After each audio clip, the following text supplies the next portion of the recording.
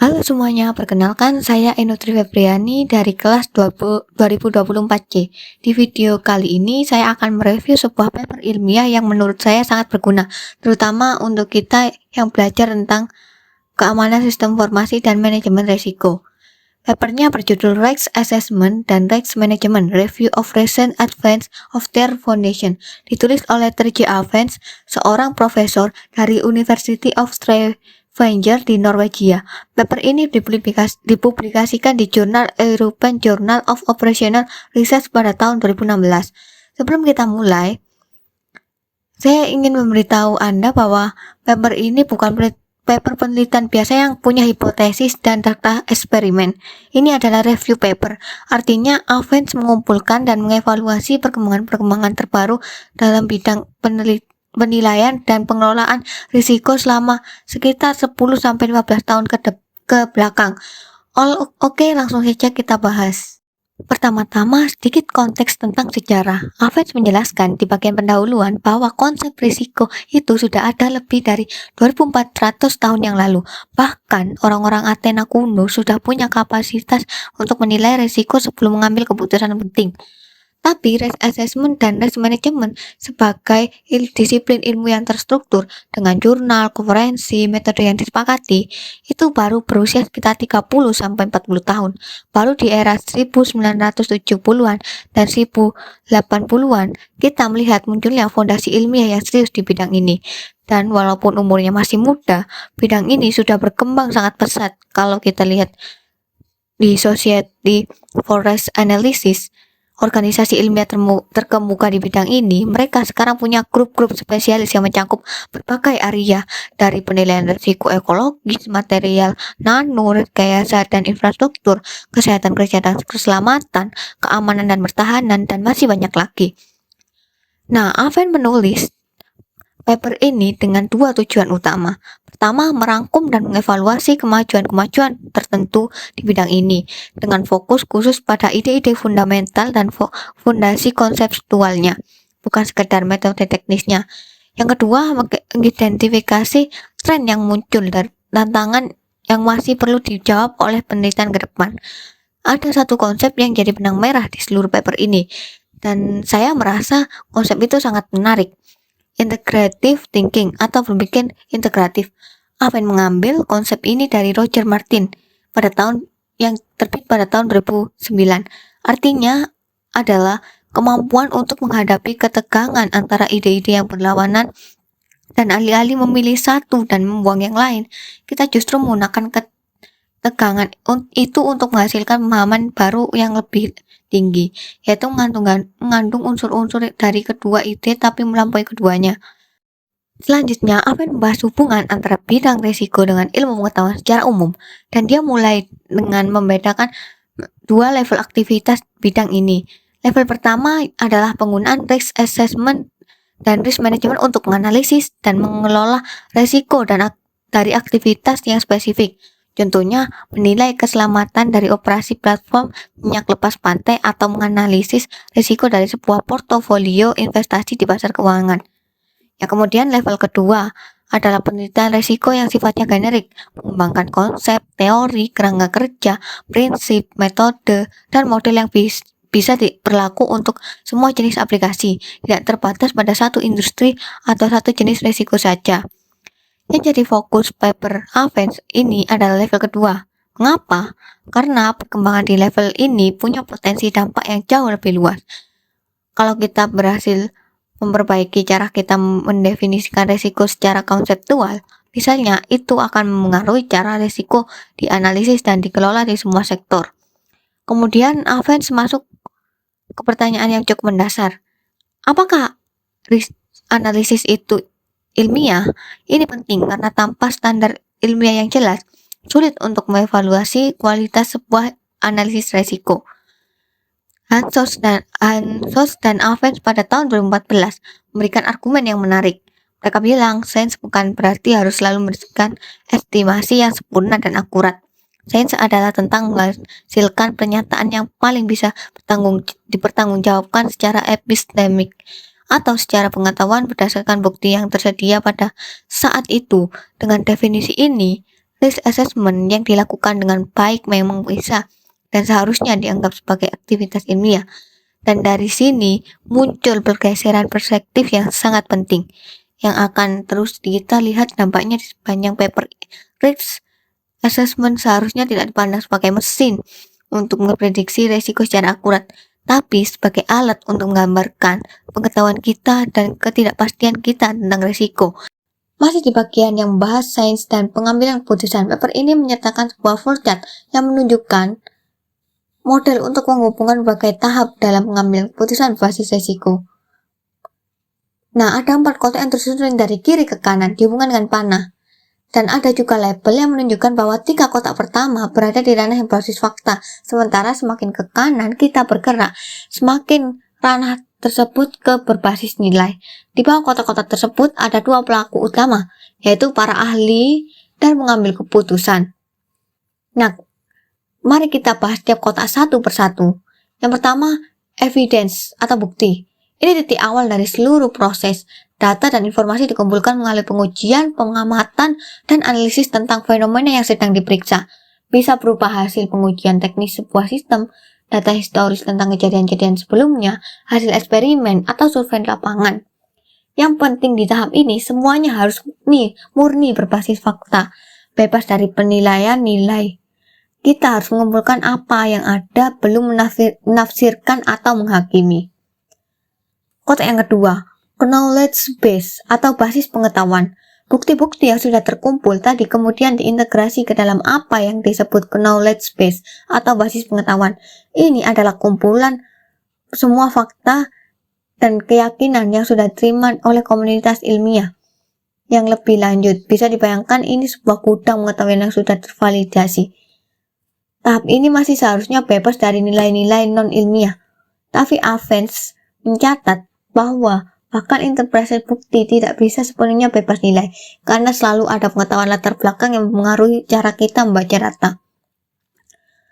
Kotak selanjutnya, board risk evaluation, evaluasi resiko menyeluruh. Dari sini kita yang paling menarik terjadi. Para ahli bukan pengambil keputusan, mengevaluasi basis pengetahuan dan membuat penilaian menyeluruh tentang risiko dan ketidakpastian yang terlibat. Mereka menghasilkan semacam laporan atau rekomendasi yang informatif untuk pengambilan keputusan. Avens menyebut tahap ini sebagai no man's land, wilayah tak bertentuan antara sains dan kebijakan. Mengapa? Karena di sini sudah ada campuran antara fakta dan nilai. Para ahli harus mempertimbangkan nilai-nilai dan pengambil keputusan dalam evaluasinya, tapi sekaligus harus tetap berpijak pada pertimbangan ilmiah. Yang selanjutnya, kotak terakhir, decision maker review and decision, yaitu keputusan akhir. Akhirnya bukan ahli yang mengambil keputusan final. Ini tugas mengambil keputusan. Mereka mengombinasikan informasi resiko yang diterima dari para ahli dengan berbagai informasi dan pertimbangan lain yang mereka miliki untuk kepentingan ekonomi, tekanan sosial dan politik, nilai-nilai masyarakat, dan hal yang tidak tertangkap oleh analisis teknis. Keputusan akhir ini jelas memang seharusnya berbasis nilai. Seorang pemimpin atau pembuat kebijakan yang baik tidak hanya mengikuti angka dari para ahli. Mereka harus mempertimbangkan gambaran yang jauh lebih besar. Sekarang kita masuk ke bagian yang paling filosofis dari paper ini. Apa yang sebenarnya definisi risiko? Ini terdengar seperti pertanyaan mudah, tapi ternyata sangat kompleks dan masih diperdebatkan sampai saat ini. Avens menjelaskan bahwa Society for Risk Analysis, organisasi ilmiah internasional di bidang ini, telah merumuskan sebuah glosarium baru. Pendekatan glosarium ini unik karena tidak memaksakan satu definisi tunggal untuk semua konteks. Sebaliknya, mereka membolehkan berbagai perspektif yang berbeda. Selama memenuhi kriteria dasar, definisi tersebut harus logis, jelas, presisi, dan bisa dipertahankan secara akademis. Secara umum, semua definisi risiko yang mereka terima punya inti yang sama, yaitu risiko selalu berkaitan dengan menambahkan dimensi ketidakpastian pada kejadian dan konsekuensinya. Risiko berkaitan dengan sesuatu yang belum tentu terjadi dan dampaknya terhadap hal-hal yang manusia jaga, nyawa, kesehatan, lingkungan, aset, dan reputasi. Beberapa contoh definisi yang diterima antara lain, resiko sebagai kemungkinan terjadinya sesuatu yang tidak menguntungkan, resiko sebagai konsekuensi dari suatu aktivitas beserta ketidakpastian yang menyertainya, atau resiko sebagai ketidakpastian tentang keparahan konsekuensi dari suatu aktivitas terhadap hal yang manusia nilai. Nah, setelah kita punya definisi, ada beberapa metrik yang cara pengukurannya yang umum dipakai. Ada beberapa metrik atau cara pengukuran yang umum dipakai. Metrik yang pertama, kombinasi probabilitas dan keparahan konsekuensi. Ini cara yang paling mudah dan paling sederhana. Kita menyatakan risiko sebagai gabungan antara seberapa besar kemungkinan suatu terjadi dengan seberapa parah akibatnya kalau terjadi. Misalnya ada probabilitas 3% bahwa terjadi kebocoran data besar dengan kerugian finansial mencapai 10 juta rupiah. Metrik yang kedua, triplets Kaplan dan Garrix. Ini definisi yang dirumuskan oleh Kaplan dan Garrix pada tahun 1981 dan sudah dipakai industri nuklir selama lebih dari 3 dekade. Risiko menyatakan sebagai triplets skenario apa yang terjadi, berapa probabilitas skenario itu terjadi, dan apa konsekuensi dari skenario tersebut. Ini lebih lengkap dari sekitar angka probabilitas karena kita juga mendefinisikan skenario secara eksplisit. Metrik ketiga, triplet psikika yang Advent rekomendasikan. Mengapa Advent merekomendasikannya? Karena Advent anggap matriks ini paling lengkap dan paling representatif. Triplets ini terjadi dari si primer atau konsekuensi yang ditentukan, Q atau ukuran ketidakpastian yang biasanya berupa probabilitas, dan K atau pengetahuan latar belakang yang mendukung si prime dan Q prime, termasuk pemilihan yang tentang seberapa kuat pengetahuan tersebut. Matriks yang keempat, expected value atau nilai ekspektasi. Ini adalah rata-rata dampak yang diperkirakan, misalnya rata-rata jumlah korban jiwa per tahun atau kerugian finansial rata-rata per periode. Advent secara tegas mengkritik penggunaan expected value sebagai satu-satunya ukuran risiko. Kenapa? Karena expected value menggabungkan semua ketidakpastian menjadi satu angka rata-rata, sehingga informasi tentang distribusi kemungkinan dan keparahan konsekuensi menjadi hilang. Dua situasi yang punya expected value sama tapi distribusi risiko yang sangat berbeda akan terlihat sama, padahal jauh berbeda dalam praktiknya. Yang pentingnya adalah cara kita mendefinisikan dan mengukur risiko sangat mempengaruhi bagaimana risiko itu dikelola. Kalau kita pakai definisi yang terlalu sempit atau ukuran yang terlalu sederhana, keputusan yang diambil pun bisa keliru, bahkan kalau prosedur analisisnya sudah benar. Nah, selanjutnya, Advent menjelaskan bahwa secara tradisional, analisis probabilistik adalah metode utama untuk menangani ketidakpastian dalam risk assessment, dan ada dua jenis ketidakpastian yang dibedakan dalam literatur. Yang pertama, aleatory uncertainty atau ketidakpastian alami. Ini adalah ketidakpastian yang muncul dari variasi alami yang memang tidak bisa dihilangkan, tidak peduli seberapa banyak data yang kita kumpulkan. Contohnya, apakah besok akan turun hujan atau tidak, atau apakah seseorang yang terpapar virus akan sakit atau tidak. Variasi ini adalah sifat bawaan dari alam semesta. Untuk ketidakpastian jenis ini, semua orang sepakat menggunakan probabilitas berbasis frekuensi. Berapa kali suatu kejadian terjadi dalam banyak percobaan. Yang kedua, epistemic uncertainty, ketidakpastian karena kurang pengetahuan. Ini adalah ketidakpastian yang muncul bukan dari sifat alam, tapi dari keterbatasan pengetahuan kita. Kalau kita mendapat lebih banyak data atau pemahaman yang lebih baik, ketidakpastian ini bisa berkurang.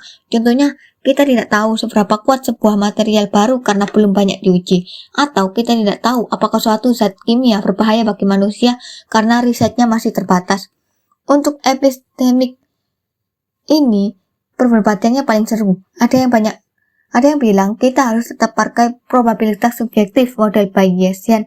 Ada yang bilang kita harus pakai infernal probabilitas yang mengusulkan teori plausibilitas atau teori bukti, dan ada yang bilang kita perlu pendekatan kualitatif. Advent sendiri mengusulkan pendekatan yang dia anggap paling praktis, menggunakan probabilitas sebagai alat utama, tapi menambahkan penilaian kualitatif tentang kekuatan pengetahuan yang mendukung probabilitas tersebut. Penilaian ini disebut strength of knowledge atau disingkat SOK. Jadi hasilnya bukan hanya satu angka P, tapi pasangan P dan SOK. Kriteria untuk menilai SOK ini mencakup seberapa baik asumsi yang digunakan bisa dipertahankan, seberapa banyak dan reliable data yang tersedia, seberapa besar kesepakatan di antara para ahli, dan seberapa dalam pemahaman kita tentang mekanisme di balik fenomena yang dikaji. Aven juga membahas uncertainty importance analysis, yaitu mengidentifikasi faktor-faktor mana yang paling berkontribusi pada ketidakpastian output dari analisis resiko. Ini berguna untuk menentukan di mana kita harus fokus mengumpulkan lebih banyak data atau memperbaiki model kita. Dan satu lagi yang sering diabaikan, model uncertainty, yaitu ketidakpastian tentang seberapa tepat model matematika yang kita pakai merepresentasikan realita. Aven dan Zhou pada tahun 2013 mendefinisikannya sebagai ketidakpastian tentang kesalahan model.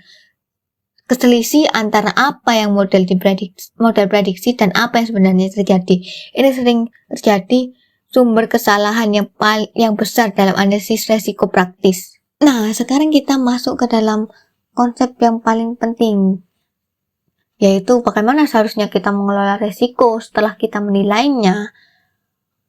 Nah, saya akan jelaskan. Yang pertama, 3 strategi utama. Aven mengidentifikasi 3 strategi utama untuk mengelola resiko berdasarkan karya Rand pada tahun 2008 dan paduan SRA pada tahun 2015, dan dalam praktiknya hampir selalu kita butuh kombinasi dari ketiganya. Strategi yang pertama adalah risk informed strategy. Ini adalah pendekatan yang paling umum dan paling kita kenal, menggunakan hasil risk assessment secara sistematis untuk memandu keputusan. Apakah kita menghindari risiko sama sekali, menguranginya dengan tindakan pencegahan, mentransfernya ke pihak lain, misalnya melalui asuransi, atau menerimanya karena biaya mitigasi terlalu besar dibanding manfaatnya. Strategi yang kedua adalah cautionary atau precautionary strategy, yaitu strategi kehati-hatian. Ini berlaku ketika konsekuensinya bisa sangat serius dan ada ketidakpastian yang signifikan. Prinsipnya adalah bertindak dengan hati-hati bahkan sebelum adanya kepastian penuh. Ini mencakup membangun sistem yang redundant atau berlapis, diversifikasi untuk mengurangi ketergantungan pada titik kegagalan, membangun kapasitas manajemen darurat, dan terus waspada terhadap sinyal-sinyal peringatan dini. Strategi ketiga adalah discursive strategy atau strategi diskursif. Ini tentang membangun kepercayaan dan legitimasi melalui komunikasi yang terbuka dan jujur, pengurangan ambiguitas, pelibatan semua pihak yang terdampak dalam proses pengambilan keputusan, dan akuntabilitas yang jelas. Ini terutama dalam konteks risiko yang melibatkan banyak pemangku kepentingan dengan kepentingan yang berbeda. Prinsip kehati-hatian atau precautionary principle. Prinsip kehati-hatian secara sederhana menyatakan jika suatu aktivitas potensi menimbulkan bahaya yang serius terhadap manusia atau lingkungan dan ada ketidakpastian ilmiah tentang efeknya, maka tindakan pencegahan harus diambil bahkan sebelum ada bukti ilmiah yang konklusif. Ini banyak dipakai dalam regulasi lingkungan, kesehatan publik, dan keamanan pangan. Tapi Aven menunjukkan ada perbedaan penting yang sering diabaikan antara cautionary principle yang lebih luas dengan precautionary principle yang lebih spesifik. Cautionary principle berlaku dimanapun ada risiko, bahkan ketika fenomenanya sudah dipahami dengan baik secara ilmiah. Dan selanjutnya robustness, yaitu ketangguhan. Konsep robustness atau ketangguhan berkaitan dengan kemampuan sistem atau keputusan untuk tetap berfungsi dengan baik meskipun ada asumsi yang tidak akurat, parameter yang tidak pasti, atau kondisi yang berubah. Sistem yang robust tidak ambruk hanya karena dunia tidak sesuai dengan model yang kita buat. Menurut Benham pada tahun 2012 membuat argumen yang sangat menarik. Dalam kondisi ketidakpastian yang tinggi, apa yang seharusnya kita optimalkan bukan performa puncak, tapi ketangguhan. Lebih baik punya sistem yang kinerjanya tidak selalu sempurna di semua kondisi, tapi tetap bisa berfungsi dalam rentan kondisi yang luas, daripada sistem yang performnya luar biasa di kondisi ideal, tapi langsung gagal saat ada kejutan kecil. Yang kemudian adalah resilience, kemampuan pemulihan. Resilience sering disamakan dengan robustness, tapi keduanya berbeda. Robustness adalah tentang bertahan tanpa berubah. Resilience adalah tentang kemampuan sistem atau organisasi untuk mempertahankan atau memulihkan fungsi dasarnya setelah mengalami gangguan, bahkan jika sistem itu sempat berubah bentuk atau terganggu. Holleges, Wunsch, dan Levins pada tahun 2006 mendefinisikan bahwa sistem yang resilient harus bisa melakukan 4 hal. Pertama, merespon ancaman baik yang rutin maupun yang tidak biasa secara robust tapi juga fleksibel dan adaptif. Kedua, memonitor kondisi sendiri secara terus-menerus untuk mendeteksi perubahan. Ketiga, mengantisipasi resiko dan peluang yang belum terjadi. Dan keempat, belajar dari pengalaman masa lalu.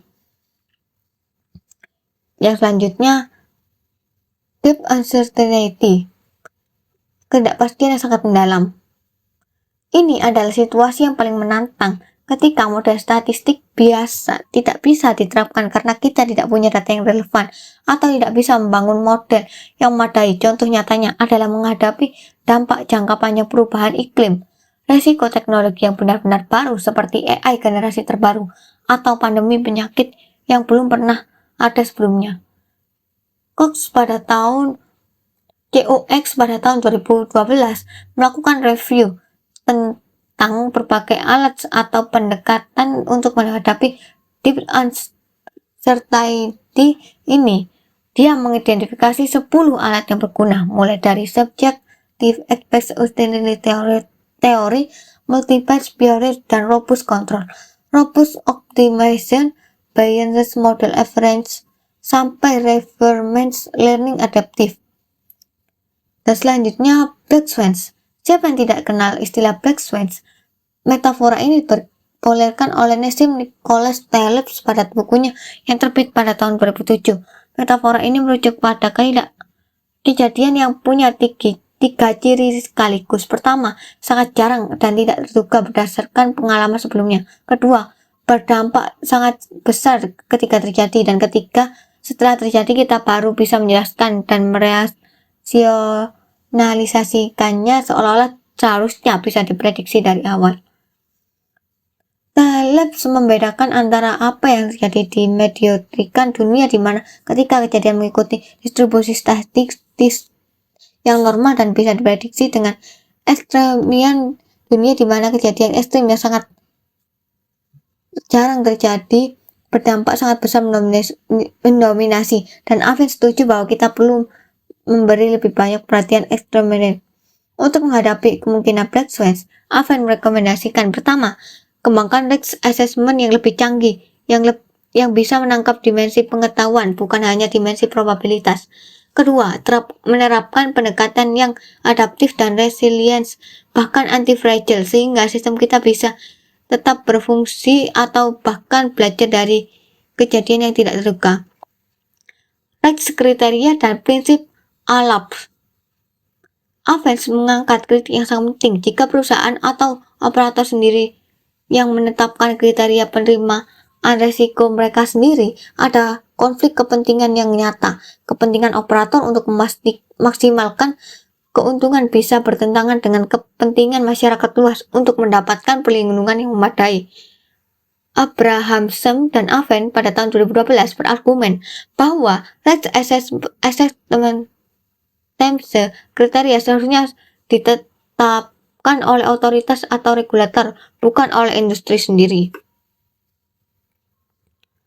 Prinsip alarm ini masih sangat relevan, tapi Aven mengingatkan jangan terlalu mengandalkan cost benefit analisis semata untuk verifikasi apakah suatu tindakan sudah memenuhi prinsip alarm. Perhitungan expected value dari biaya dan manfaat tidak memadai untuk menggambarkan komponen ketidakpastian dan risiko. Perlu adanya analisis yang lebih luas. Di bagian akhir sebelum kesimpulan, Aven mengidentifikasi beberapa tantangan besar yang perlu dijawab oleh riset di masa depan. Hal ini penting karena memberikan kita gambaran kemana bidang ini seharusnya berkembang. Yang pertama adalah mengembangkan dynamic risk asset. Saat ini, banyak analisis risiko yang bersifat statis dilakukan sekali menghasilkan angka atau laporan selesai. Ke depan, kita perlu pendekatan yang lebih dinamis, yang bisa diperbarui secara berkelanjutan seiring masuknya informasi baru dan berubah kondisinya. Tantangan yang kedua, berkaitan dengan emerging rates atau risiko yang sering muncul. Ini adalah situasi di mana pengetahuan latar belakang kita masih sangat lemah, namun ada indikasi bahwa jenis kejadian yang baru yang belum pernah terjadi sebelumnya bisa terjadi di masa depan dan bertambah besar. Ini berbeda dari black swans dan perlu kerangka konseptual yang khusus untuk mengidentifikasi dan menghadapinya. Tantangan ketiga adalah menganalisis sistem yang kompleks dan saling bergantung. Infrastruktur kritis modern, jaringan internet, listrik, sistem transportasi, sistem keuangan adalah hal yang paling peneliti sebut system of system atau sistem dari banyak sistem yang saling terhubung. Kegagalan di satu bidang bisa menyebar dengan cara yang tidak bisa diprediksi oleh analisis tradisional. Dan yang tantangan terakhir adalah komunikasi risiko yang lebih efektif. Bagaimana cara menyajikan hasil analisis risiko yang kompleks kepada berbagai pemangku kepentingan yang punya latar belakang, nilai, dan kepentingan yang sangat berbeda. Ini masih jadi tantangan besar, terutama dalam konteks keputusan publik. Nah, kita sampai pada kesimpulan dari review yang sangat komprehensif ini. Yang pertama, fondasi ilmiah dari risk assessment dan risk management masih belum sempurna di berbagai aspek.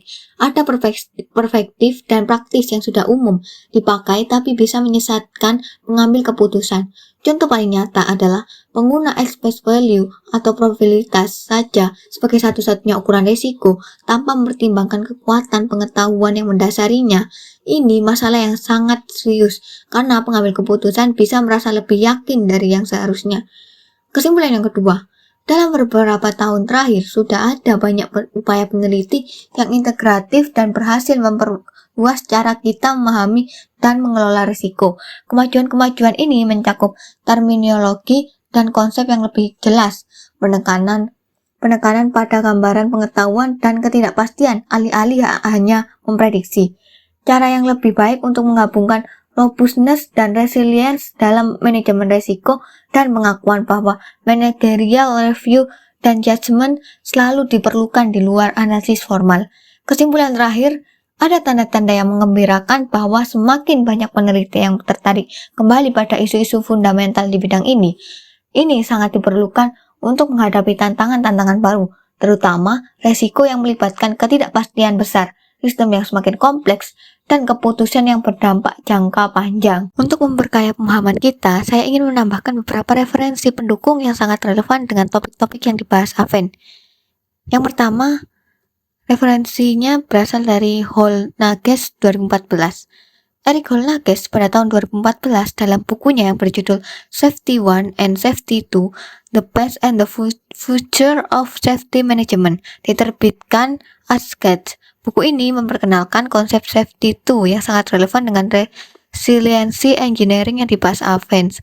Intinya, Safety 1 fokus pada mengapa sistem gagal dan mencoba menghilangkan kegagalan. Safety 2 fokus pada memahami mengapa sistem berhasil bekerja dengan baik dalam kondisi sehari-hari yang penuh ketidakpastian dan kompleksitas, lalu memperkuat kondisi-kondisi tersebut. Ini adalah pergeseran paradigma yang penting dan melengkapi pembahasan Avens tentang resilience. Yang kemudian referensi pendukung kedua yang ditulis oleh Renz dan Kleinke 2015. Ortwin Renz dan Andre Kleinke pada tahun 2015 dalam artikel berjudul Systemic Risks: A New Challenge of Risk Management di jurnal EMBO Report. Artikel ini memperluas kerangka manajemen risiko untuk menangani risiko sistematik, yaitu risiko yang punya kompleksitas tinggi, melibatkan banyak aktor yang saling terhubung, dan dampaknya bisa menyebar ke seluruh sistem sosial. Ini sangat relevan dengan bagian deep uncertainty dan emergency rates, dan memberikan kerangka praktis untuk menghadapinya. Dan referensi yang terakhir, yaitu referensi ketiga, yaitu ISO 31000 2018. ISO 31000 tahun 2018 Risk Management Guidelines dari International Organization for Standardization. Ini adalah versi terbaru dari standar internasional manajemen risiko yang disebut AVEN dalam versi 2009-nya. Versi 2018 memperbarui prinsip dan paduan dengan penekanan lebih besar pada integrasi manajemen risiko ke dalam seluruh proses dan struktur organisasi, bukan hanya sebagai prosedur terpisah. Ini adalah dokumen yang sangat praktis untuk menerapkan ide-ide AVEN di dunia nyata. Baik, itu tadi review lengkap saya untuk paper Risk Assessment and Risk Management Review of Research Advance of Third Foundation karya Terje AVEN pada tahun 2016. Semoga video ini bermanfaat. Terima kasih sudah menonton.